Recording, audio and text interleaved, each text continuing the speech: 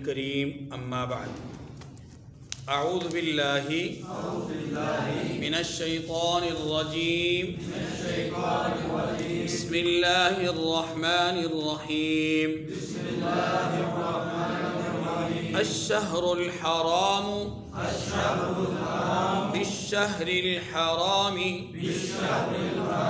والحرمات قصاص فمن اعتدى عليكم فاعتدوا عليه بمثل ما اعتدى عليكم واتقوا الله واعلموا أن الله مع المتقين وأنفقوا في سبيل الله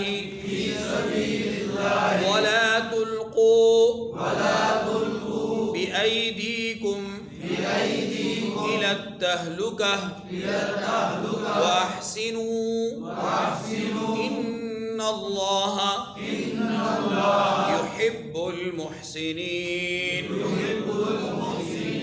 صدق اللہ العظیم۔ سورۃ البقرہ کی آیت نمبر 194 اور آیت نمبر 195 ہم نے تلاوت کی ہے۔ ان دو آیات کریمہ میں اللہ تبارک و تعالی نے اشہر حرم کا ذکر فرمایا ہے اور ساتھ ہی راہ خدا میں خرچ کرنے کا حکم ارشاد فرمایا ہے۔ اشہر حرم کے ذکر کی وجہ اور مقصد بنیادی طور پر یہ ہے کہ رحمت دو عالم صلی اللہ علیہ وسلم سن 6 ہجری کو ایک خواب کے تناظر میں، جو گزشتہ درس میں تفصیل سے گزر چکا، میں اشارات کر رہا ہوں، ایک خواب کے تناظر میں آپ اپنی جماعت کے تقریباً 1450 لوگوں کو لے کر کے مدینہ منورہ سے مکہ مکرمہ تشریف لے گئے عمرہ کے لیے، لیکن آپ مکہ مکرمہ کے راستے میں حدیبیہ کے مقام پر آپ نے پڑاؤ ڈالا، مشرکین نے وہیں پر آپ کو روک دیا، ایک معاہدے کے تحت آپ کو واپس آنا پڑا اگلے سال کے لیے کہ اگلے سال آپ آئیں گے، 3 دن یہاں رہیں گے، احرام کی حالت میں آئیں گے، آپ اپنی تلواریں نیام میں رکھیں گے، کوئی لڑائی کوئی جھگڑا نہیں کریں گے، اور 3 دن کے بعد آپ مکہ مکرمہ چھوڑ دیں گے۔ رسول اللہ صلی اللہ علیہ وسلم اگلے سال صحابہ کرام کو ذیقات کے مہینے میں نکلنے کا حکم ارشاد فرماتے ہیں کہ آئیے چلتے ہیں عمرۃ القضاء کے لیے، یعنی وہ عمرہ جو ہم پچھلے سال نہیں کر سکے اس کی قضا ہم پر واجب ہے، اس کی ادائیگی کے لیے چلتے ہیں۔ صحابہ کرام نکلتے وقت تھوڑا سا ذہن ان کا اس طرف گیا کہ پچھلے سال بھی ہمیں روک دیا گیا، اب اس سال کہیں ایسا نہ ہو کہ ہم مکہ مکرمہ میں داخل ہوں تو یہ لوگ کوئی انتشار اور افتراق پیدا کر دیں اور کوئی فساد اور فتنہ پیدا کر دیں، جس کے نتیجے میں کوئی لڑائی، کوئی جھگڑا، کوئی جنگ و جدال شروع ہو جائے، لہٰذا ہمیں کچھ نہ کچھ اپنی تیاری اپنے دفاع کے لحاظ سے کر کے جانا چاہیے۔ چنانچہ رحمت دو عالم صلی اللہ علیہ وسلم کی جماعت صحابہ کرام نے اپنے ساتھ کچھ تلواریں وغیرہ لے، لیکن ساتھ ان کو ایک اور زیادہ تحفظ پیدا ہوا ایک دوسرے مسئلے پر، اور وہ یہ تھا کہ حرم میں جب ہم جا رہے ہیں احرام کی حالت میں ہوں گے تو تیسری بات یہ کہ اشہر حرم بھی ہے، ذیقات کا مہینہ بھی ہے، تو کہیں ایسا نہ ہو مطلب کہ لڑائی شروع ہو جائے تو پھر ہم کیا کریں گے؟ تلواریں بھی ہم نے لے لی، لیکن کیا ہم لڑیں یا نہ لڑیں؟ اگر ایسا موقع آ جائے تو ہمیں لڑنا چاہیے یا نہیں؟ اس تحفظ کا شکار تھے، یعنی گو بگو کی جو ہے وہ کیفیت میں تھی۔ تو رحمت دو عالم صلی اللہ علیہ وسلم پر یہ آیات کریمہ نازل ہوئیں کہ آپ اپنی جماعت کو سمجھا دیجئے کہ اشہر حرم جو ہیں ان کی حرمت کا پاس رکھنا ضروری ہے، یعنی جو حرمت کے مہینے ہیں 4 ان کا احترام کرنا ضروری ہے، مسجد حرام کا احترام کرنا ضروری ہے، احرام کا احترام کرنا ضروری ہے، یہ واجب ہے۔ لیکن اس وقت تک جب تک کہ تمہارے خلاف کوئی اقدام نہیں کرتا. اگر تمہارے خلاف کوئی اقدام کرے گا، تمہارے خلاف کوئی لڑائی کا آغاز کرے گا، تو پھر تم ان تمام چیزوں کا احترام ایک طرف رکھ کر کے اللہ کے حکم کو مانتے ہوئے جانتے ہوئے فتنے کی سرکوبی کے لیے آگے بڑھنا، اس کی تمہیں اجازت ہے. بات سمجھ گئی جی؟ اب ہوا کیا کہ رحمت دو عالم صلی اللہ علیہ وسلم کی جماعت صحابہ کرام اپنے ساتھ تلواریں لے کر کے اور احرام کی حالت میں نکل گئے. خیر اللہ کا شکر ہے کہ وہاں پر ایسا کوئی معاملہ پیش نہیں آیا. یہ تو ہے اشہر حرم کے ذکر کرنے کی وجہ. پھر آگے ہے جہاد، اپنا انفاق فی سبیل اللہ کا حکم کہ رائے خدا میں خرچ کرو. اور رائے خدا میں خرچ کرنے کا جو ذکر ہے اس کے ساتھ ایک لفظ استعمال ہوا ہے، اور میں چاہوں گا کہ ہم پہلے اب آیات کریمہ کا ترجمہ پڑھ لیں اور پھر اس کے ضمن میں بات کریں گے تو زیادہ سمجھ میں آئے گی. دیکھیے، الشہر الحرام بالشہر الحرام والحرمات قصاص، ادب کا مہینہ ادب کے مہینے کے مقابل ہے. کیا مطلب؟ مطلب یہ ہے کہ اگر فریق مخالف اس کا ادب کرے گا تو آپ بھی ادب کرنا، اگر وہ ادب نہ کریں تو پھر تمہیں بھی ادب کرنے کا حکم نہیں. ایسا نہیں کہ دشمن آپ پر حملہ کرے اور آپ کہیے جناب اور ماریے، ہم تو کچھ نہیں کہیں گے، اور ماریے، سر جھکا کر کے آپ جو ہے وہ ان کے سامنے کھڑے ہو جائیں، عاجزی اور انکساری کا پیکر بن جائیں. یہ شریعت کا حکم نہیں ہے. شریعت آپ کو اخلاق سکھاتی ہے، آپ کو اچھی تعلیم شریعت دیتی ہے. شریعت یہ کہتی ہے کہ آپ کسی پر اس طرح کا معاملہ نہ کریں کہ اس سے انتشار اور افتراق اور فتنہ و فساد کی کیفیت پیدا ہو. آپ کسی کے ساتھ لڑائی جھگڑا کریں، آپ بد اخلاقی کا مظاہرہ کریں، شریعت نہیں کہتی. شریعت ان تمام چیزوں سے روکتی ہے. لیکن شریعت ساتھ یہ بھی کہتی ہے کہ تحفظ جان یہ تم پر لازم ہے. اپنی جان کی حفاظت کرنا تم پر، یہ تو اس حد تک شریعت جان کی حفاظت کا حکم دیتی ہے کہ اگر کھانے کو کچھ نہ ملے، پینے کو کچھ نہ ملے، تو شریعت یہ کہتی ہے جو چیزیں ہم نے تم پر حرام کی ہیں انہیں کھا کر کے اپنی جان بچا لو. نہیں سمجھ میں بات؟ یعنی شریعت نے جان کی حفاظت کا اس حد تک جو ہے وہ اہتمام کیا ہے. اور شریعت ایک آدمی کی جان کو تباہ اور ہلاک کرنا پوری کی پوری انسانیت کی تباہی اور ہلاکت کا سبب سمجھتی ہے. شریعت تو یہی کہتی ہے کہ ایک آدمی کو مارو گے تو گویا تم نے پوری فکانما قتل الناس جميعا ومن احیاها فکانما احیا الناس جميعا. جس نے ایک کو زندہ چھوڑا یعنی اس کو مارا نہیں، مارنے پہ قابو رکھتا تھا، طاقت اور قوت تھی کہ وہ جان سے مار دیتا. توجہ میری طرف، جان سے مار دیتا. لیکن اس کے باوجود اگر اس نے چھوڑ دیا، اس کی صورت آپ قصاص سمجھ لیں، اس کی صورت آپ انتقام سمجھ لیں، اس کی صورت آپ دشمن پر غلبہ سمجھ لیں کہ آپ کو پورا غلبہ حاصل ہو گیا، پھر بھی آپ نے چھوڑ دیا تو فَكَأَنَّمَا أَحْيَا النَّاسَ جَمِيعًا، تم نے ایک کو نہیں چھوڑا، تم نے گویا کہ پوری کی پوری انسانیت کو بخش دیا. بات سمجھ میں آ رہی ہے؟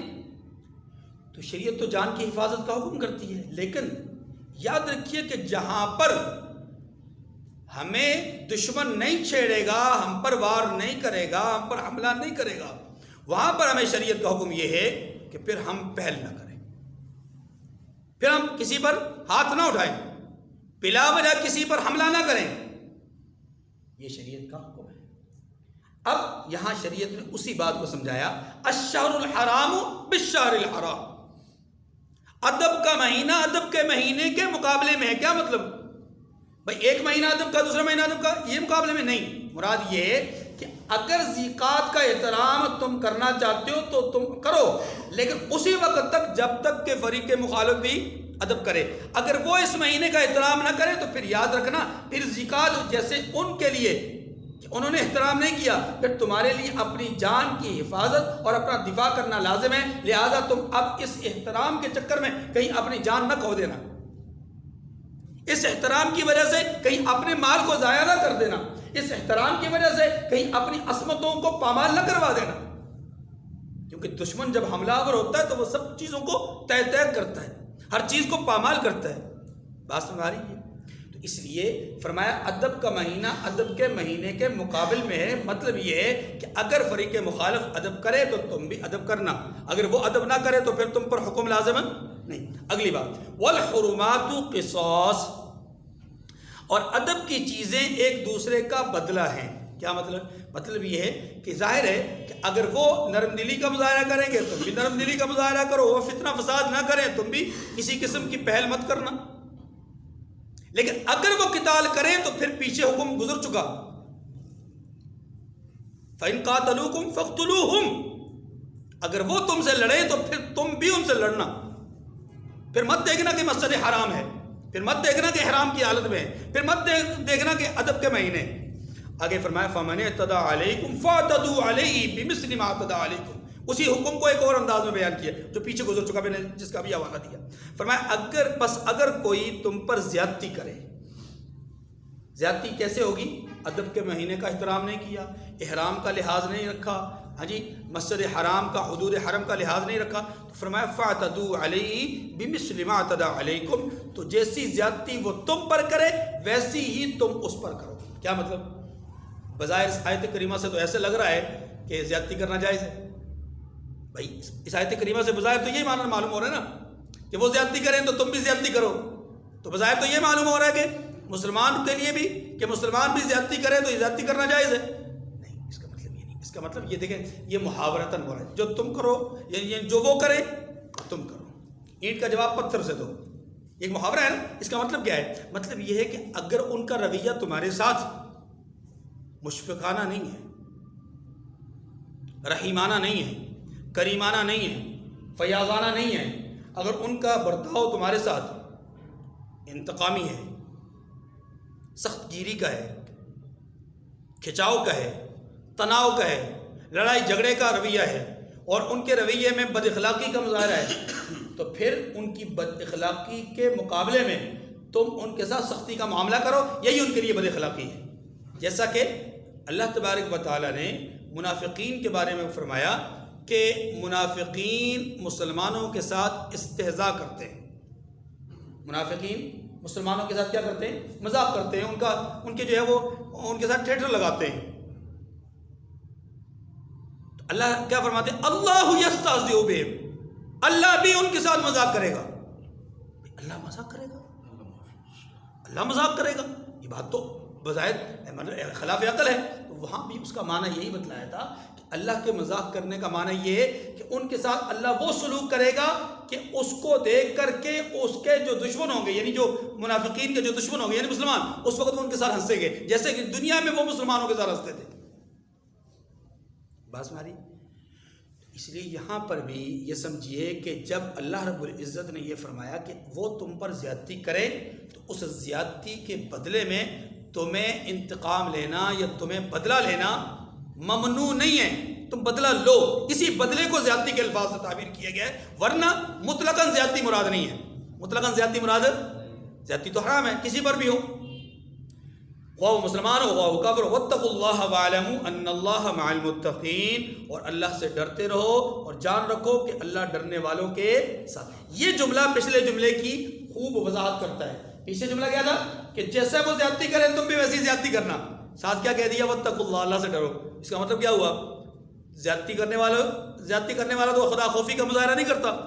اس سے اس جملے نے بتلا دیا کہ یہاں زیادتی سے مراد زیادتی نہیں ہے، بلکہ زیادتی سے مراد یہاں پر بدلہ ہے کہ جو سلوک وہ تم سے کرے تم اس کا بدلہ انہیں دو.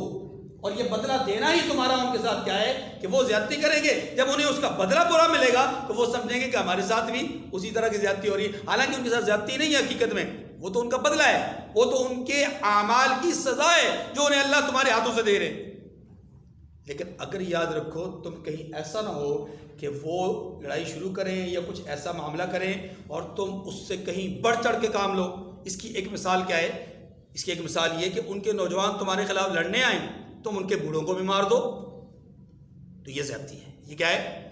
اس معاملے میں اللہ سے ڈرنا. ان کے مرد تمہارے خلاف لڑنے آئیں، تم ان کی عورتوں پر بھی حملہ آور ہو جاؤ، یہ زیادتی ہے. اس معاملے میں اللہ سے ڈرنا. ان کے نوجوان ان کے مرد تمہارے خلاف لڑنے آئیں، تم ان کے بچوں کو بھی ذبح کر ڈالو، یہ زیادتی ہے، اس ظلم ہے.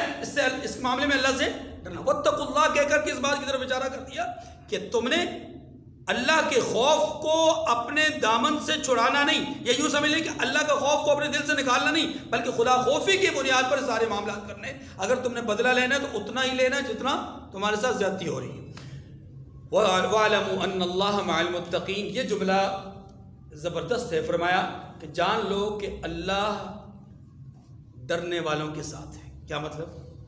اللہ کی رضا, اللہ کی خوشنودی, اللہ کی محبت, اللہ کا پیار کن کے ساتھ ہے؟ ان لوگوں کے ساتھ جو اللہ سے ڈرتے ہیں. اور ڈرنے کا معنی یہاں پر یہ ہے کہ احکامات کی پیروی کرنا اور ممنوع چیزوں سے اجتناب کرنا, یہ ڈرنا ہے. ٹھیک ہے نا. خدا خوفی کیا چیز ہے؟ اس کو ایک سمجھنے کے لیے میں ایک جملہ عرض کرنے لگا ہوں کہ عمومی طور پر ہمارے ہاں لوگ اپنے کاؤنٹرز وغیرہ پہ ایک اسٹیکر وغیرہ لگا دیتے ہیں کہ دیکھ اللہ دیکھ رہا ہے, اللہ دیکھ رہا ہے. کاؤنٹر پہ لکھ کر لگا دیتے ہیں, یعنی گویا کہ کاؤنٹر کے قریب آنے والے کو وہ سمجھانا چاہتے ہیں کہ بھائی کوئی چوری چکاری مت کرنا, اللہ دیکھ رہا ہے. بات ٹھیک ہے, بات ٹھیک ہے, لیکن یہ صرف اللہ کاؤنٹر پہ نہیں دیکھ رہا. اللہ صرف کاؤنٹر پہ, اللہ ہماری انفرادی اجتماعی پوری کی پوری زندگی میں ہمیں دیکھ رہا ہے. یہ عقیدہ اور نظریہ ہمارا پیدا ہو جائے نا تو پھر ہم کامیاب ہیں, پھر ہم کامیاب ہیں. اور اسی بات کی طرف اشارہ کیا گیا ہے کہ وہی تقویٰ ہے. وہی کیا ہے؟ تقویٰ. کہ اللہ کا خوف ہمارے دل میں پیدا ہو جائے, ہر وقت ہر لحظہ ہمارے دل میں یہ بات موجود ہو, اللہ دیکھ رہا ہے. ہم اکیلے میں ہیں تو اللہ دیکھ رہا ہے, ہم اجتماعی ماحول میں ہیں تو اللہ, ہم مسجد میں ہیں تو اللہ دیکھ رہا ہے, ہم بازار میں ہیں تو اللہ دیکھ رہا ہے, ہم دکان کاروبار اور فیکٹری میں بیٹھے ہیں تو اللہ دیکھ رہا ہے, اور ہم اپنے گھر کے اندر بیٹھے ہیں تو. یہ عقیدہ اور نظریہ پیدا کرنے کی ضرورت. جس کے اندر یہ عقیدہ اور نظریہ پیدا ہو گیا وہ کامیاب ہو گیا. وہ کیا ہو گیا؟ بچہ ہے, بوڑھا ہے, جوان ہے, مرد ہے, عورت ہے. خاص طور پہ میں عرض کروں گا یہاں پر ہمارے ہاں آج کل کے دور میں اس معاشرے کے اندر ایک بہت بڑی وبا یہ چیز ہے جسے ہم موبائل کہتے ہیں. اب یہ بچے کے ہاتھ میں موجود ہے اور وہ بے محابہ اس فتنے اس کے اندر موجود ہیں کہ جس سے کوئی نیک پارسا یا کوئی عالم یا کوئی غیر عالم کوئی محفوظ نہیں ہے. ہر ایک کے ہاتھ میں یہ ایک وسیع ترین فحاشی بھی ہے, اوریانی بھی ہے, تقویٰ بھی اس میں ہے, طہارت بھی اس میں ہے, اعلیٰ ترین عبادات کا ذوق بھی اس میں موجود ہے, اور انتہائی گھٹیا ترین کفریات اس میں موجود ہیں. ہر قسم کی خیر, ہر قسم کا شر اس میں موجود ہے. اب یہ دیکھنے والی بات ہے اس کا استعمال کیسا ہوتا ہے. جس بچے نے, جس نوجوان نے, جس مرد اور عورت نے اس کا استعمال درست کیا وہ اسی بنیاد پہ کرے گا کہ میرا رب مجھے دیکھ رہا ہے. ورنہ یہ تو تنہائی میں ہوتا ہے, سب کے پاس تنہائی میں ہوتا ہے. کون کیا کر رہا ہے رب جانتا ہے. کرامن کاتبین ہیں جو لکھ رہے ہیں, زمین ہے جو گواہی دے گی, انسان کے اعضاء ہیں جو اس کے حوالے سے گواہی دیں گے. بات سمجھ آگے کہ نہیں؟ تو یہ اعضاء گواہ بنیں گے, کرامن کاتبین گواہ بنیں گے, وہ زمین گواہ بنے گی. اب اس گواہی سے, اس تمام تر چیزوں سے بچنے کا ایک ہی حل ہے, اور وہ حل کیا ہے؟ اس کا درست استعمال کیا جائے.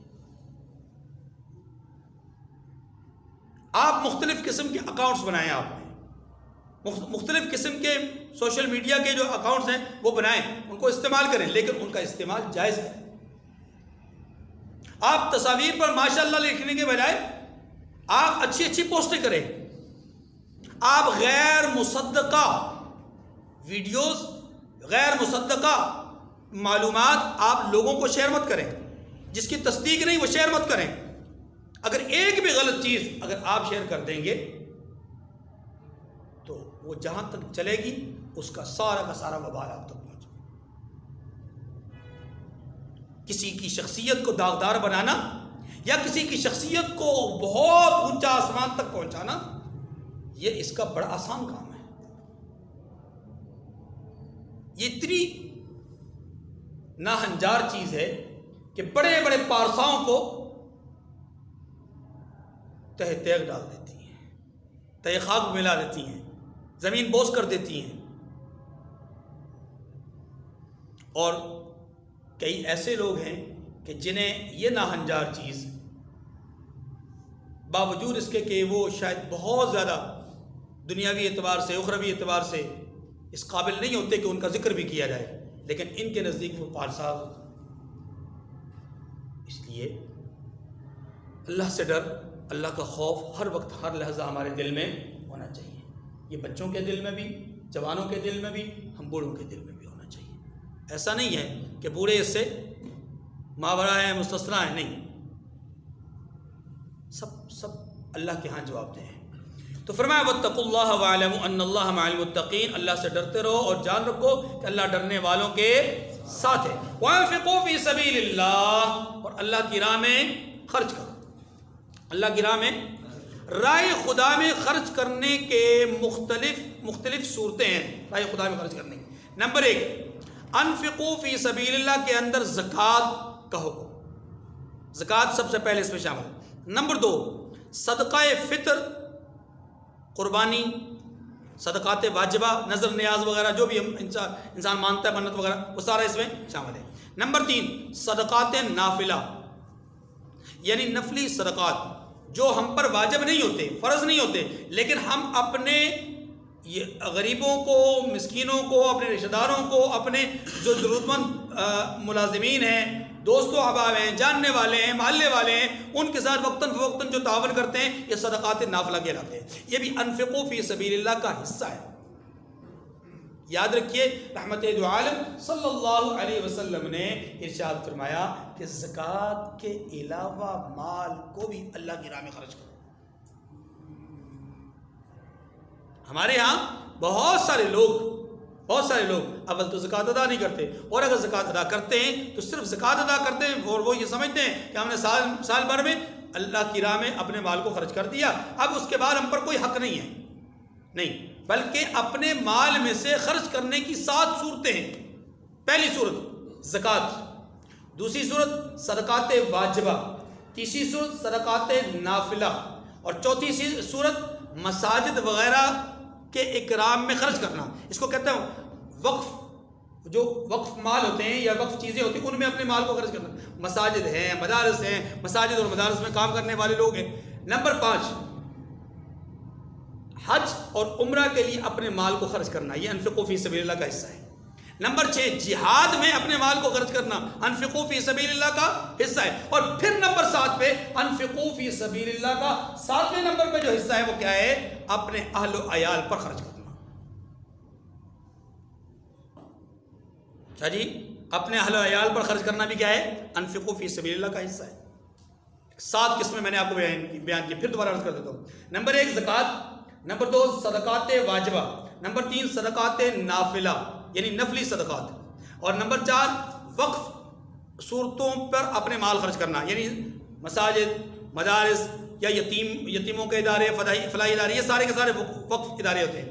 نمبر 5 حج اور عمرہ کے لیے اپنے مال کو خرچ کرنا، چاہے اپنے آپ پر چاہے کسی کے لیے، یعنی خود حج کریں، خود عمرہ کریں، یا کسی کو حج کروائیں، عمرہ کروائیں، یہ سارا انفقوا فی سبیل اللہ کے اندر آتا ہے۔ اور نمبر 6 جہاد فی سبیل اللہ، اللہ کی راہ میں جہاد کرنا، اور اللہ کی راہ میں جہاد کرنے کی جتنی قسمیں ہیں وہ میں نے کل گزشتہ درس میں عرض کر دی تھی، ان تمام صورتوں میں اپنا مال خرچ کرنا یہ انفقوا فی سبیل اللہ کا حصہ ہے۔ اور نمبر 7 کیا ہے؟ اہل و عیال پہ خرچ کرنا۔ ایک بات تو شکر ہے یاد ہے آپ کو، اہل و عیال پہ خرچ کرنا، اس کو بھی خدا کی قسم اللہ کا حکم سمجھ کے کریں، انشاءاللہ بہت ثواب ملے گا۔ میں نے قسم اٹھا کے کہا ہے، اس کو اللہ کا حکم سمجھ کے کریں، بہت ثواب ملے گا، بہت اجر۔ یہ میں نہیں کہہ رہا، اللہ کے رسول نے فرمایا، اللہ کے رسول نے فرمایا ہے کہ اپنے اہل و عیال پر خرچ کرنے والا اللہ کی راہ میں خرچ کرنے والا ہے۔ ٹھیک ہے جی، انفقوا فی سبیل اللہ، اللہ کی راہ میں خرچ کرو۔ ولا تلقوا بأیدیکم الی التہلکہ، اور اس کا لفظی ترجمہ یہ ہے کہ اپنے ہاتھوں کو ہلاکت میں مت ڈالو۔ محاورتاً اس کا ترجمہ یہ ہوگا کہ اپنے آپ کو ہلاکت میں مت ڈالو، اپنے آپ کو ہلاکت میں۔ اب اپنے آپ کو ہلاکت میں مت ڈالو کی تفسیر اور ترجمہ سمجھنے کے لیے آپ کو میں ایک واقعہ سناتا ہوں، آپ کو بہت اچھی طرح بات سمجھ میں آ جائے گی۔ ترکی جو آج ہمارے اس زمانے میں مسلمانوں کی طرف سے ایک قائدانہ مطلب صلاحیتیں اس کے حکمران میں اللہ تعالیٰ نے پیدا کر رکھی ہیں، اللہ تعالیٰ ان کی جو صلاحیتیں ہیں ان کو نکھاریں اور ان کو اخلاص اور للہیت نصیب فرمائیں، اپنی رضا نصیب فرمائیں اور اپنی مدد اور نصرت ان کو عطا فرمائیں۔ کسی زمانے میں اس کا دارالخلافہ قسطنطنیہ، یہاں پر اس زمانے میں عیسائیوں کی حکومت تھی۔ جب مسلمانوں نے اس ترکی پر حملہ کیا، اس وقت حضرت خالد ابن ولید رضی اللہ تعالی عنہ کے بھائی حضرت عبد الرحمن ابن ولید رضی اللہ تعالی عنہ، صحابی ہیں یہ بھی، حضرت عبد الرحمن، ان کی قیادت میں مسلمان اس علاقے میں حملہ آور ہوئے اور قسطنطنیہ کو، یا قسطنطنیہ دونوں اس طرح کہا جاتا ہے ان کو، ٹھیک ہے، تو اس پر حملہ آور ہوئے اور اس کو فتح کرنے کے لیے آگے بڑھے۔ ایک موقع ایسا آیا کہ دیوار، جو دارالخلافہ کی دیوار، تو اس زمانے میں بڑے بڑے قلعے ہوتے تھے، قلعے کی دیوار کے ساتھ مسلمان ایسے لگے ہوئے تھے، پیچھے دیوار تھی اور آگے سامنے دشمن تھا، نہ پائے رفتن نہ جائے قرار، ہاں جی، نہ کھڑے رہ سکتے ہیں نہ بھاگ سکتے ہیں، بس ہماری کہیں کیفیت موضوع پوزیشن ایسی بن گئی۔ اب ایسی حالت میں کہ جب بالکل حالت ایسی ہو گئی کہ پیچھے دیوار، آگے دشمن، نہ آگے خوب بڑھ سکتے ہیں کہ دشمن بہت زیادہ تعداد میں ہے اور بھاری اسلحہ اور قوت کے ساتھ ہے، اور پیچھے بھی اس لیے نہیں ہٹ سکتے کہ پیچھے دیوار ہے، کر و فر کا معاملہ بھی نہیں ہو سکتا، اور یہاں پر موت و حیات کی کشمکش میں ہیں۔ ایسے میں اب پورے اس منظر کو ذہن میں رکھنے کے بعد اب سنیے، ایک آدمی، ایک مسلمان ایک گھوڑے پر سوار ہوا اپنی سواری پر، اور اس نے گھوڑے کو ایڑ لگائی اور دوڑ پڑا، سرپٹ دوڑا دشمن کے اس یوں سمجھ لیں کہ قافلے میں یا اس کی فوج میں، اور یوں تلوار چلاتا ہوا آگے بڑھتا گیا، اور پھر دوسری سمت سے، یعنی دوسری طرف سے، ایک راستے سے گیا دوسرے راستے سے، ایسے تلوار چلاتا ہوا واپس آ گیا۔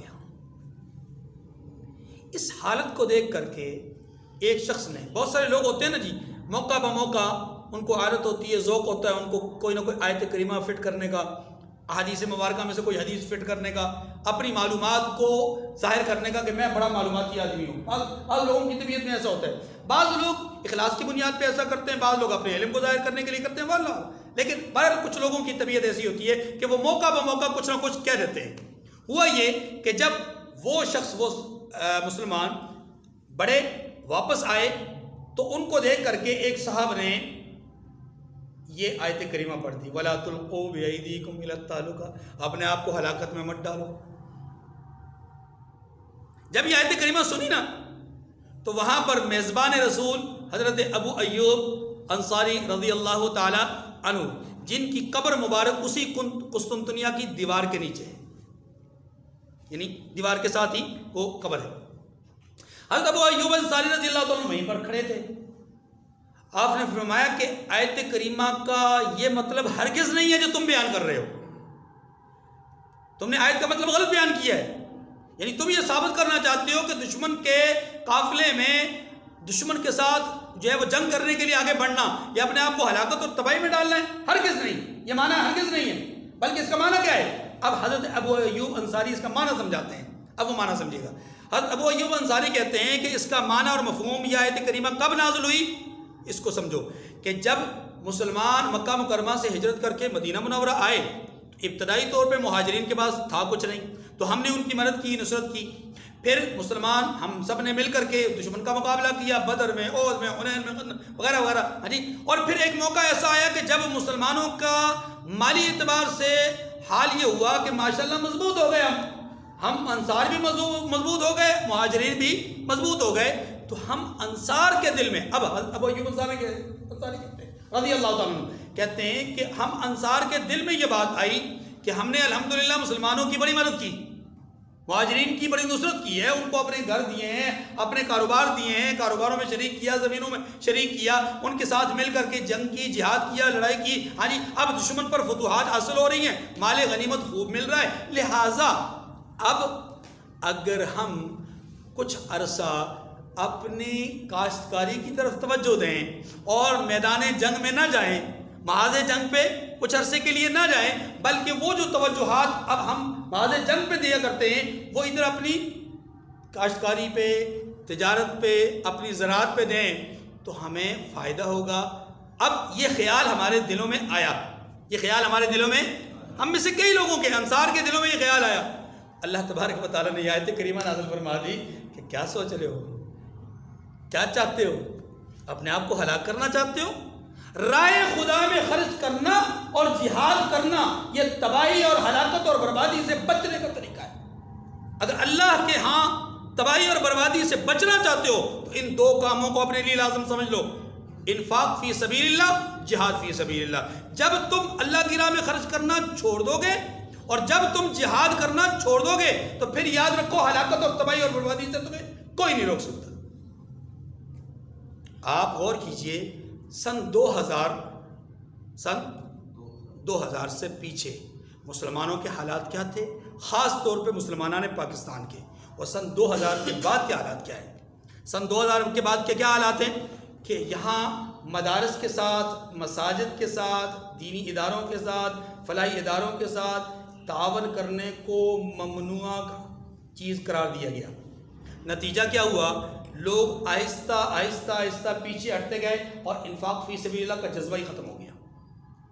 اسی 2000 سال میں ایک جنرل صاحب تشریف لائے تھے تو انہوں نے جہاد پر پابندی لگائی، جہاد کا نام لینا ممنوع قرار دیا گیا، جہاد کی بات کرنا ممنوع قرار دیا گیا۔ نتیجہ کیا ہوا کہ اب اللہ کے رسول نے کیا فرمایا، اذا ترکتم الجہاد لسلط اللہ علیکم الذلہ۔ اب یہ کسی فلسفی کا، کسی سائنٹسٹ کا، کسی ڈاکٹر، طبیب، حکیم، ہاں جی، یا کسی شاعر کا، کسی منطقی کا قول تو ہے نہیں، یہ تو ہے رحمت دو عالم صلی اللہ علیہ وسلم کا فرمان، اور رحمت دو عالم کا فرمان تو یاد رکھیے اپنی طرف سے ہوتا ہی نہیں ہے، وہ تو جو بھی بولتے ہیں اللہ کے حکم سے بولتے ہیں۔ وما ينطق عن الهوى ان هو الا وحی یوحى۔ آپ کے زبان اطہر سے نکلنے والا جملہ کائنات میں کبھی جھوٹ ثابت تو ہوا ہی نہیں اور ہو بھی نہیں سکتا۔ آپ نے طب کے حوالے سے بتلایا، آپ نے معاشیات کے حوالے سے بتایا، آپ نے معیشت کے حوالے سے بتایا، آپ نے اقتصادیات کے حوالے سے بتایا، آپ نے معاملات کے حوالے سے بتلایا، آپ نے اخلاقیات کے حوالے سے بتایا، آپ نے عبادات کے حوالے سے بتایا، تہذیب کے حوالے سے، تمدن کے حوالے سے، ثقافت کے کلچر، جس چیز کو بھی آپ نے بیان کیا، آپ نے جو بیان کیا وہ بالکل حرف بحرف سچ ثابت ہوا۔ چاہے دنیا نے پہلی صدی میں مانا، چھٹی صدی میں مانا، 10ویں صدی میں مانا، یا جا کر کے 21ویں صدی میں مانا، یعنی 14ویں 15ویں صدی میں مانا، اسلامی تاریخ کے اعتبار سے جب بھی مانا، لیکن مانا ضرور کہ یہی حق ہے۔ کبھی لوگ ہاتھ سے کھانا کھانے کو جراثیم کا مجموعہ قرار دیتے تھے کہ پیٹ میں فلاں فلاں فلاں فلاں جرثومے جاتے ہیں، اب وہی لوگ یہ کہتے ہیں کہ نہیں، ہاتھ کے اندر قدرتی طور پہ ان پوروں کے اندر، ان کی لائنوں کے اندر اللہ تعالیٰ نے وہ صلاحیتیں رکھی ہیں کہ ان کے ذریعے سے کھانا کھائیں گے تو اندر جو انسان کو نقصان دینے والے جرثوم ہیں وہ ان جرثوموں کے ذریعے سے وہ تباہ و برباد ہو جاتے ہیں اور انسان کے اندر صحت اور تندرستی آتی ہے۔ کیا عجیب و غریب قسم کی بات ہے، اپنے ہی بنائے ہوئے اصولوں کو خود ہی رد کرتے ہیں اور آخر میں تحقیق وہیں پہ جاتی ہے جہاں پر محمد کریم صلی اللہ علیہ وسلم کے مبارک قدموں سے بات شروع ہوئی تھی۔ بات سمجھ آ گئی جی؟ تو میں عرض یہ کر رہا ہوں کہ اللہ کے رسول نے فرمایا کہ اذا ترکتم الجہاد لسلط اللہ علیکم الذلہ، کہ جب تم جہاد کو چھوڑ دو گے اللہ تم پر ذلت مسلط کر دیں گے۔ اور آج پوری دنیا میں مسلمانوں پر جو ذلت مسلط ہے وہ اس کی وجہ ترک جہاد ہے، اور اس کی دوسری وجہ کیا ہے؟ انفاق فی سبیل کا نہ ہونا۔ یہی بات کہی گئی کہ وَلَا تُلْقُوا بِأَيْدِيكُمْ إِلَى التَّهْلُكَةِ۔ اب بات سمجھ آ گئی جی؟ وَأَحْسِنُوا، اور نیکی کرو۔ احسان کیا ہے؟ احسان عبادات کے اندر یہ ہے کہ أَن تَعْبُدَ اللَّهَ كَأَنَّكَ تَرَاهُ، جب انسان عبادت کرے تو ایسے کرے گویا وہ رب کو دیکھ رہا ہے۔ وہ اگر یہ کیفیت پیدا نہ ہو سکے تو کم از کم یہ کیفیت تو ضرور ہونی چاہیے کہ اللہ اسے دیکھ رہا ہے۔ یہ عبادات کے اندر ہے۔ اور معاملات کے اندر کیا ہے؟ معاملات کے اندر احسان یہ ہے کہ رحمت دو عالم صلی اللہ علیہ وسلم نے ارشاد فرمایا کہ تم اپنے بھائی کے لیے وہ پسند کرو جو تم اپنے لیے پسند کرتے ہو۔ جو اپنے لیے چاہتے ہو وہ بھائی کے لیے چاہو، یہ معاملات کے اندر احسان ہے۔ وَأَحْسِنُوا إِنَّ اللَّهَ يُحِبُّ الْمُحْسِنِينَ، نیکی کرو، بے شک اللہ نیکی کرنے والوں کو دوست رکھتا ہے۔ یہ کل بھی میں نے عرض کیا تھا کہ محبت تعلق کی وجہ سے، رشتہ داری کی وجہ سے، ہاں جی، کسی کے ساتھ جو ہے وہ ان چیزوں کی بنیاد پہ ہوتی ہے، حسن و جمال کی وجہ۔ فرمایا اللہ کیا کہتے ہیں کہ اگر تم اللہ کے معاملات کو درست طریقے سے کرو گے، نیک اعمال کرتے رہو گے، اللہ تمہیں اپنا دوست بنا لے گا، یعنی اللہ تم سے تعلق کو مضبوط کر دے گا۔ اور یاد رکھیے جس کے ساتھ اللہ کا تعلق مضبوط ہو گیا وہ دنیا کے کسی کونے میں، کسی خطے میں، کسی طبقے کے ساتھ، کسی جماعت کے سامنے، کسی قافلے، کسی ملک کے سامنے وہ جھک نہیں سکتا، اور اللہ اسے جھکنے بھی نہیں دیں گے، ذلیل و رسوا ہونے بھی نہیں دیں گے۔ اللہ ہمیشہ اس کو بلند اور بالا رکھیں گے۔ اللہ تعالیٰ مجھے اور آپ کو توفیق عمل نصیب فرمائے۔ وآخر الدعوانا ان الحمد للہ رب العالمین۔